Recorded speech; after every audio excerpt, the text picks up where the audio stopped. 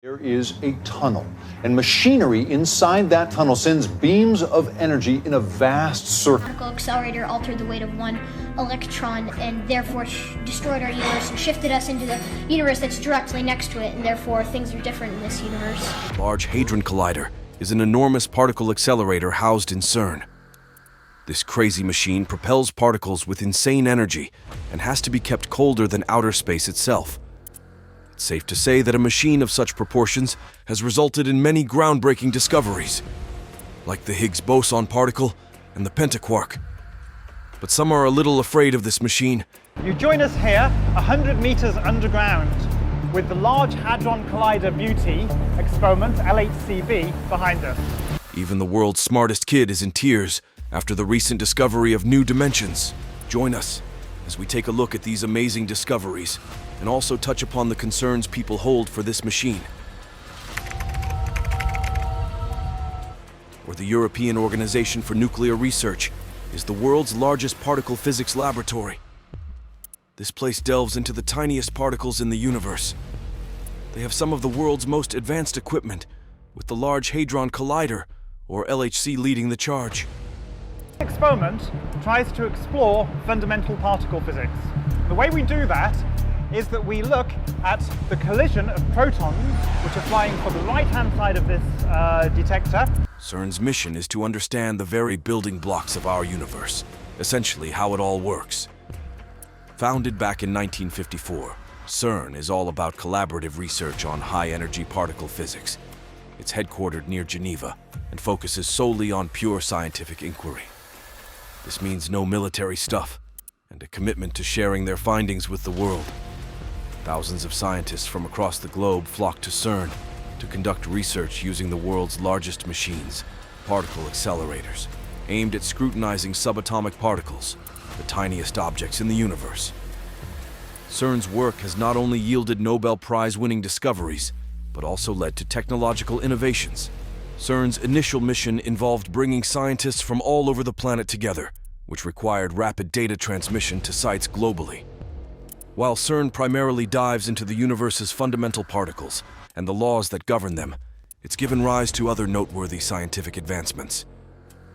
In 1989, Tim Berners-Lee, working at CERN, came up with a concept for a distributed information system. This idea later morphed into what we now know as the World Wide Web. CERN hosted the world's very first web page. For over half a century, laboratories like CERN have been producing antiparticles, and in 1995, CERN became the first to artificially create anti-atoms. It all starts with the antiproton decelerator. Okay, we're starting here with a drone's eye view of what we call the antimatter factory here at CERN, the antiproton decelerator and the LANA rings. Which does precisely what its name suggests, slows down antiprotons so scientists can scrutinize them.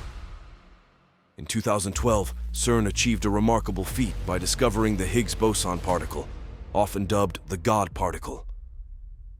This discovery solidified its place in the standard model of physics and unveiled a hidden process responsible for giving mass to all other particles. But at its core, CERN is primarily about expanding human understanding of the cosmos. Many scientists engage in experiments solely to grasp the inner workings of the laws of nature, termed pure research. Their pursuit is knowledge for the sake of knowledge. Today, CERN is a collaborative effort involving 20 European member states that both fund and steer its operations. Today, almost 17,000 researchers and engineers come to CERN to investigate the universe, how it works, what it is made of. Other nations also partner with CERN, utilizing its facilities for research. With so much funding and collaboration, you can bet that CERN has some very advanced tools up its sleeve, like the Large Hadron Collider. Let's see what this amazing machine is all about. The Large Hadron Collider. CERN's research, particularly with the Large Hadron Collider. The LHC, not only the LHC, but also the experiments in the LHC and the injector chain for the LHC.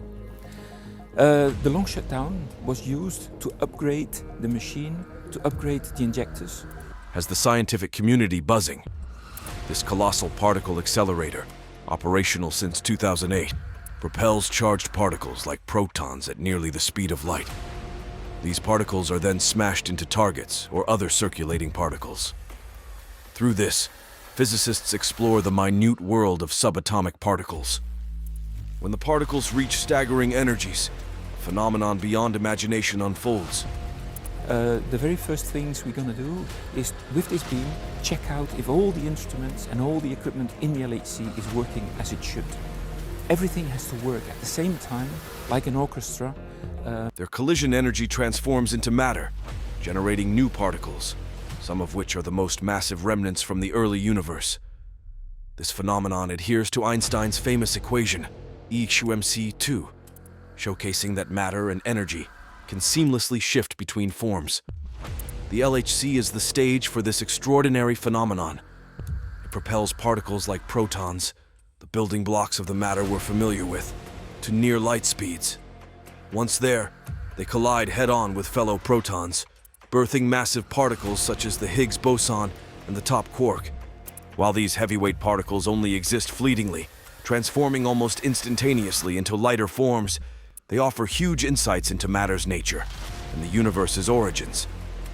Yet, they remain invisible to direct observation. They enter a rapid decay, morphing into even lighter particles, which, in turn, undergo their own decay. The trail of particles produced during this intricate process is meticulously tracked within the detector's layers. Within the LHC's colossal structure, two high-energy particle beams journey at near-light velocity, ultimately colliding at one point. These beams circulate in separate vacuum-sealed beam pipes.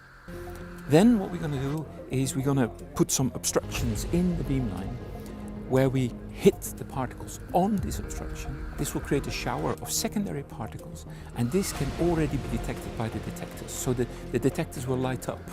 Guided by powerful superconducting electromagnets, creating an intense magnetic field. These magnets are constructed using special superconducting cable coils that carry electricity with remarkable efficiency, without any resistance or energy loss. To maintain this state, the magnets need to be chillingly cold, at 271.3 degrees, even colder than outer space.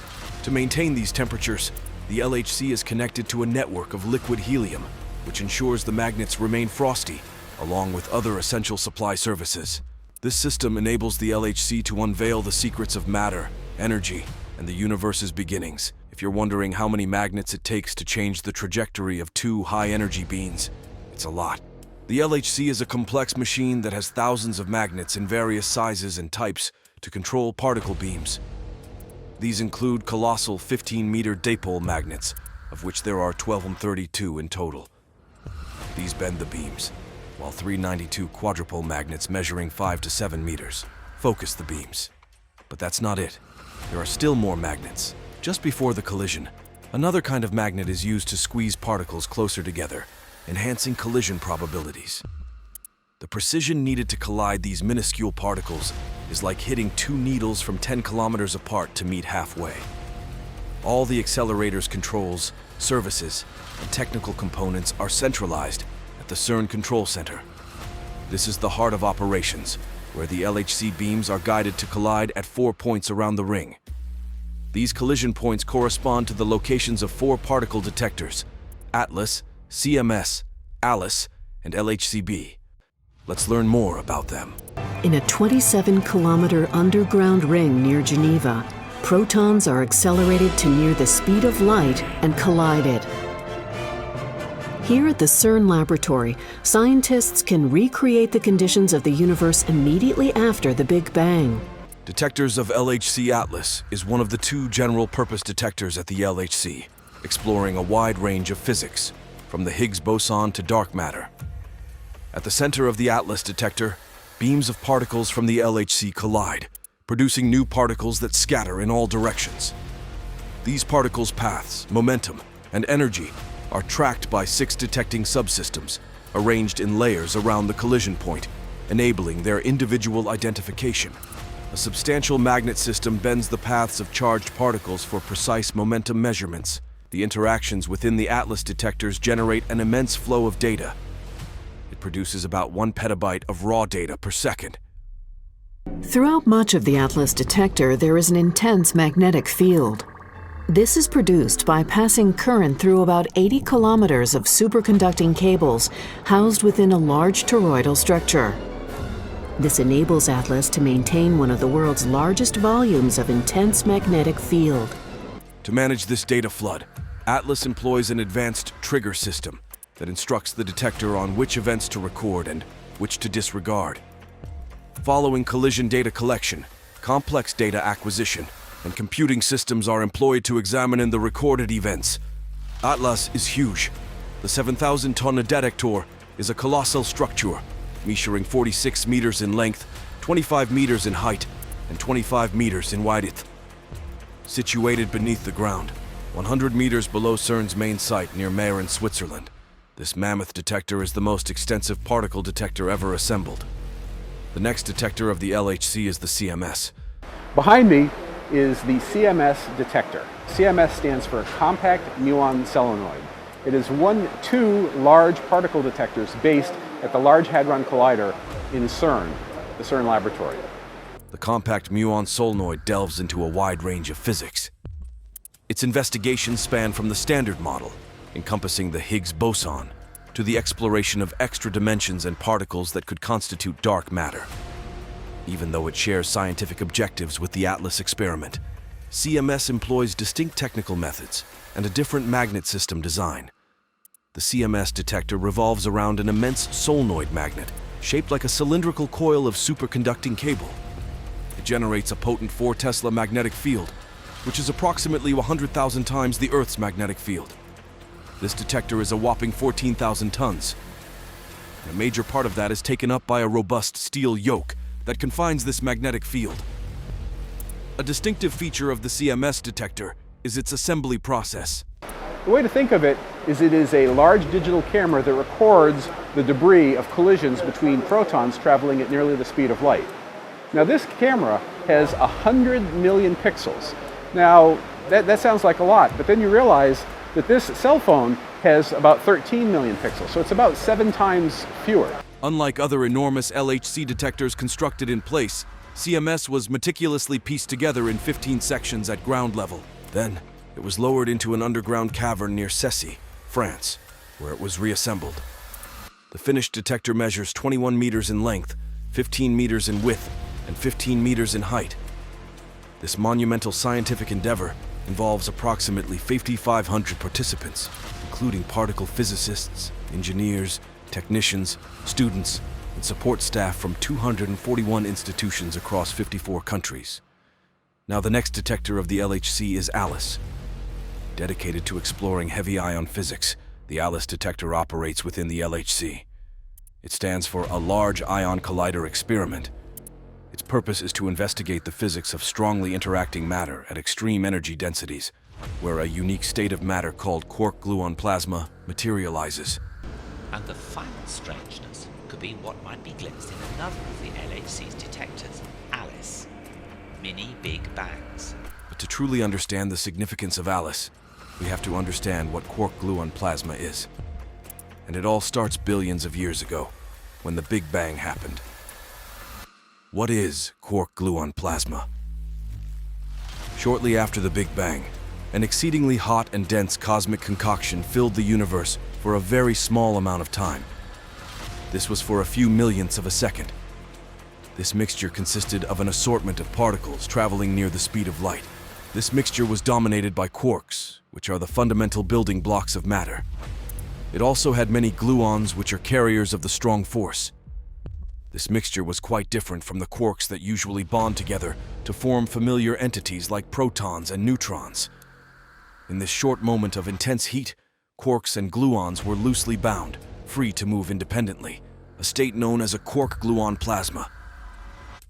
To replicate these early universe conditions, powerful particle accelerators orchestrate high-energy collisions between massive ions, such as gold or lead nuclei.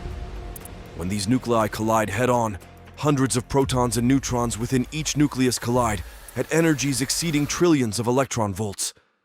This collision generates a tiny fireball, in which everything transforms into a quark-gluon plasma. This fireball rapidly cools down, and the individual quarks and gluons, collectively referred to as partons, merge to form a flurry of everyday matter that disperses in all directions. The aftermath includes particles like pions and kaons, composed of a quark and an antiquark. protons and neutrons, made up of 3 quarks, and even a surplus of antiprotons and antineutrons, which might combine to create antiatoms, some as substantial as helium. Studying the distribution and energy of this fallout provides valuable insights. An intriguing aspect is the study of rare debris. In the initial collision of heavy ions, pairs of quarks or gluons might collide head-on and scatter in opposite directions. This results in an outburst of energy that rapidly condenses into a stream of pions, kaons, and other particles. The jets are fast particle sprays. They were first noticed in experiments in the early 1980s. They're a crucial part of quantum chromodynamics. Quantum chromodynamics explains how quarks and gluons, with their different colors, come together. Bear in mind, this is unrelated to the colors we see in everyday life. In heavy ion collisions, we saw jets in 2003 at the Brookhaven National Laboratory. These are different from what we see in simpler collisions. One surprising discovery came from the STAR experiment. It found that in these heavy ion crashes, one of the 2 jets is often quenched, meaning it gets weaker or disappears. The deeper a jet travels through the dense fireball created by the collision, around 30 to 50 times denser than a typical nucleus, the more energy it loses. Jets are like hard probes. They're strong and fast. So, they don't get fully absorbed by the surrounding quarks and gluons in the quark-gluon plasma. How much a jet gets quenched tells us about the quark-gluon plasma. Experiments at CERN's LHC confirmed this jet quenching in heavy ion collisions. The LHC has even higher collision energies than the Brookhaven Collider. This means we can study the quark-gluon plasma in more detail.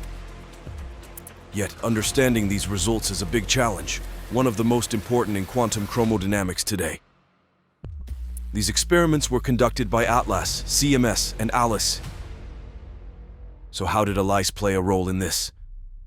All the stuff we see around us is made of tiny building blocks called atoms. Inside each atom, there's a core made of protons and neutrons, except for hydrogen, which has no neutrons. These protons and neutrons are themselves made up of even tinier particles called quarks, held together by other tiny bits called gluons. Now, we've never actually seen quarks all by themselves.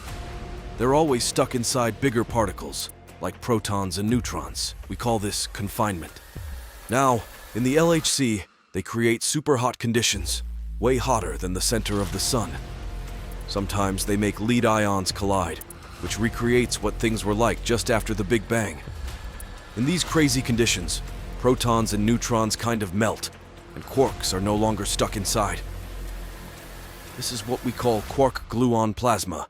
Understanding this quark-gluon plasma helps us figure out some big ideas in physics, like confinement and chiral symmetry restoration. The ALICE team studies this quark-gluon plasma as it cools down and turns into the matter we see today. They use a huge detector, the ALICE detector, that's about as big as a house and weighs 10,000 tons. It's placed in a giant underground room near a village in France, where it receives beams from the LHC. There's one more detector, LHCb, which looks into something called beauty quarks, or B quarks, to understand the differences between matter and antimatter. Now, the reason why the LHC is important to scientists is because of its potential to discover new particles. The discovery of the Higgs boson completed the standard model of particle physics, providing experimentalists with the last crucial piece in this theoretical framework that describes known particles and their interactions. Yet, physicists suspect there are more elementary particles beyond this model, so they wanted to find them. ATLAS and CMS will continue to play a significant role in this search. However, LHCb employs a crafty and subtle approach. This experiment stands a chance of being the first to uncover these elusive particles. Unlike ATLAS and CMS, which use enclosed detectors around the collision point, LHCb uses a series of subdetectors specialized in capturing forward particles, ejected in one direction due to the collision. The initial subdetector sits close to the collision point, with others arranged successively over a 20-meter span. LHC generates various types of quarks, which quickly transform into other forms. LHCb has deployed advanced movable tracking detectors in close proximity to the LHC's circular path to capture the B quarks. The LHCb detector is a colossal 5,600-ton structure consisting of a forward spectrometer and planar detectors. It measures 21 meters in length, 10 meters in height, and 13 meters in width, concealed 100 meters below ground near Ferney-Voltaire, France. The Large Hadron Collider promises to unravel age-old mysteries that have perplexed physicists dating back to Einstein and beyond. However, some speculate that it might also hold the potential to bring about an unthinkable catastrophe, threatening life as we know it on Earth. Some say the incident in 2022 was a showcase of such a catastrophe. 2022 Magnetic Storm Incident. In 2022, Earth's magnetic shield developed a crack that lasted nearly 14 hours. This opening allowed dangerous solar winds to stream through, causing a geomagnetic storm and painting the skies with breathtaking auroras. Our safeguard, the magnetic field or magnetosphere, is our shield against harmful space phenomena like solar winds. Were it not for the magnetosphere, these winds could strip away our atmosphere, robbing us of the precious air we breathe. NASA explains that the magnetosphere does even more. It wards off massive quantities of particle radiation released during coronal mass ejections and cosmic rays from the depths of space. The magnetosphere redirects this energy and entraps it within the Van Allen radiation belts, circular zones that can expand during heightened solar activity. Life as we know it on Earth hinges on this magnetic defense. It guards against the relentless onslaught of charged particles carried by the solar wind. Mars, without a magnetic field, serves as an example of what happens when this shield is absent. In times of intense space weather, like severe solar winds or substantial CMEs, Earth's magnetic shield can fail, enabling geomagnetic storms to breach it. These storms can disrupt widespread radio and power services, endangering astronauts and satellites orbiting our planet. One significant concern is the potential for a geomagnetic storm to overwhelm our power grids. This could lead to cell tower outages and a crippling blow to global communications. To safeguard our connections, scientists study the sun's energy through space-based research. Experts also labor to fortify power stations against the disruptive forces of solar storms. So how does the LHC fit into all of this? Some say the purpose of the LHC is more sinister than it actually is. Because the LHC was in operation at the same time of this geomagnetic storm, there were speculations that it was responsible for causing it. But the crack in Earth's magnetic shield resulted from a rare solar event known as a co-rotating interaction region, or CIR, originating from the Sun. CIRs are expansive plasma structures formed in the low and mid-latitude areas of the heliosphere, the Sun's surrounding region, encompassing the solar magnetic field and solar winds. These structures take shape when swift and sluggish streams of solar wind collide. Similar to coronal mass ejections, CIRs are ejected from the Sun toward Earth and may contain shock waves and compacted magnetic fields that generate stormy space weather, often manifesting as beautiful auroras. On the early morning of July 7, 2022, one such CIR interacted with Earth's magnetic field, inducing a protracted G1-class geomagnetic storm. The National Oceanic and Atmospheric Administration experts speculate that a CME was concealed within the solar wind preceding the CIR. It's reassuring to note that fractures in Earth's magnetic shield are routine. This shield acts as our guardian against solar storms released by the Sun.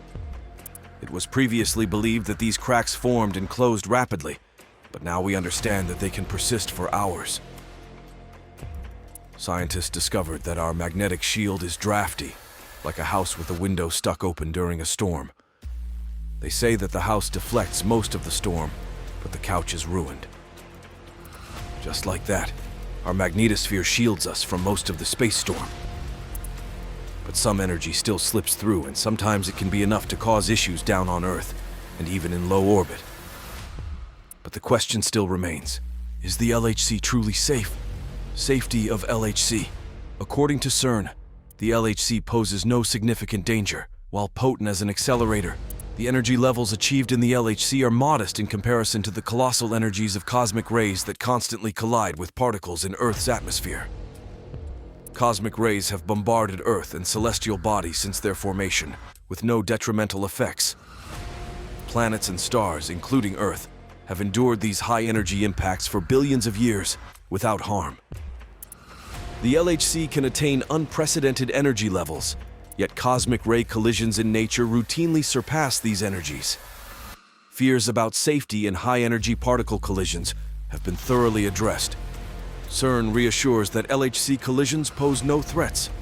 The concerns are unwarranted because nature has repeatedly conducted similar experiments throughout Earth's history and in the cosmos. Nature itself has conducted analogous experiments. Cosmic rays with even more energy have struck the moon without creating black holes that could consume it. The universe doesn't engage in spontaneous black hole formation. There was also another incident involving the LHC in 2022, the discovery of the pentaquark. In 2022, the international LHCb collaboration at the LHC unveiled 3 previously undiscovered particles, a novel type of pentaquark and the first ever pair of tetraquarks, one of which is a new variety. To put into perspective how significant this is, the existence of the pentaquark was theorized over 60 years before it was finally discovered.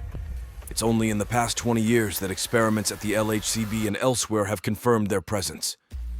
And this discovery sheds light on how these fundamental particles unite to structure the universe. Prior to detecting the pentaquark, researchers were aware of only quark-constructed particles formed in trios, known as baryons, which comprise of protons and neutrons, or quark-antiquark pairs called mesons. The limited arrangements puzzled physicists, as the theoretical model allowed for additional combinations. Some research groups have reported various permutations of particles, like Xia 3900, composed of different combinations of quarks and antiquarks. However, these findings have sparked debates among physicists, making them contentious. Past claims of identifying pentaquarks a decade ago were eventually debunked as false positives. In contrast, the recent findings appear robust. A physicist at the University of Pittsburgh, with 3 decades of experience in the field, confirms their credibility. He talks about the clarity of the data and the absence of compelling alternative explanations. The data don't conclusively reveal if all 5 quarks are tightly bonded, or if there's a looser connection between a baryon and a meson, resembling a subatomic molecule.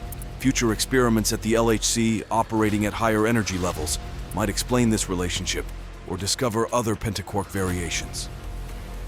The verification of pentaquarks highlights that the range of particles seen in everyday matter and even high-energy collisions does not offer a complete representation of the universe's constituents. This discovery has gotten scientists curious about the existence of more, yet-to-be uncovered exotic particles. These findings were presented at a CERN seminar. They expand the roster of exotic hadrons discovered at the LHC, enhancing our comprehension of how quarks assemble into these complex particles. It's noteworthy because it's the first pentaquark to include a strange quark. Importantly, the evidence for this discovery is extraordinarily robust, with a statistical significance of 15 standard deviations, well exceeding the 5 standard deviations typically required in particle physics to confirm the existence of a new particle. The second discovery involves a doubly electrically charged tetraquark. This open-charm tetraquark comprises a charm quark, a strange antiquark, and an up quark, and a down antiquark. Intriguingly, it was observed alongside its neutral counterpart during the examination of decays in positively charged and neutral B mesons.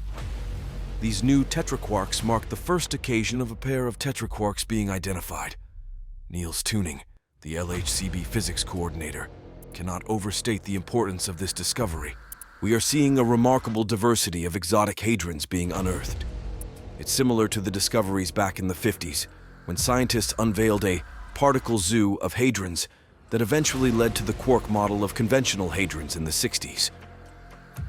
Tuning calls this the creation of Particle Zoo 2.0. These newfound tetraquarks and pentaquarks, along with investigations into their properties, will aid theorists in crafting a comprehensive model of exotic hadrons. These particles remain unknown in their exact nature. Furthermore, these studies will also enhance our understanding of conventional hadrons. Theories about exotic hadrons vary, with some theorizing them as tightly bound units of quarks, while others envision them as pairs of standard hadrons, loosely connected in a molecule-like structure. Only through further studies and the passage of time will we unveil the true nature of these particles, whether they are one, the other, or perhaps a bit of both. But scientists are reaching the limits of the technology they have currently, forcing them to innovate, which has led them to the creation of the HLLHC.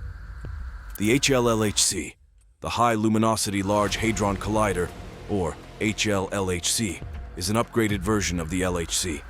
It's set to commence its mission from 2028 onward. But what is that mission exactly? To amplify data production. This means it will yield 10 times more data for experiments like ATLAS and CMS compared to its predecessor. For instance, an impressive 15 million Higgs bosons are expected to emerge yearly. In comparison, the LHC only produced 3 million in 2017. The HLLHC promises to investigate both established and rare phenomena. It offers the power to scrutinize the Higgs boson in extraordinary detail and the potential to uncover new hidden phenomena. This research could change how we understand the basic laws of nature. The scientists will keep measuring the particles that the Standard Model, their rule book, tells them about. They want to check if what they see in the lab matches what the model says. They'll also look for new particles. These new ones could help explain the mystery of dark matter. Creating the HLLHC required building new parts. They dug deep holes, around 80 meters down, in places like Meyrin, Switzerland, and Cessy, France. They also made tunnels and buildings.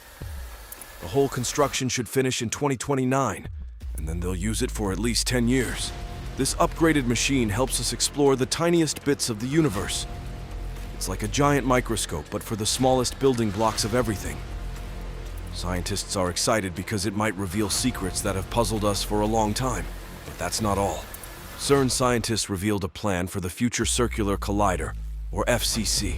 The FCC is a massive underground particle smasher, extending 100 kilometers in circumference, which will connect to the LHC near Geneva. The FCC aims to enhance Higgs boson research and explore new physics with unmatched precision. While the LHC continues its work for several more decades, physicists have been developing the International Linear Collider, or ILC, as a potential successor. The ILC accelerates fundamental particles like electrons and positrons, producing cleaner collisions than proton-proton ones at the LHC. This cleaner data is perfect for detailed particle research. But it is also very costly, and the benefits to everyday life are unclear. Let us know what you think of these future projects.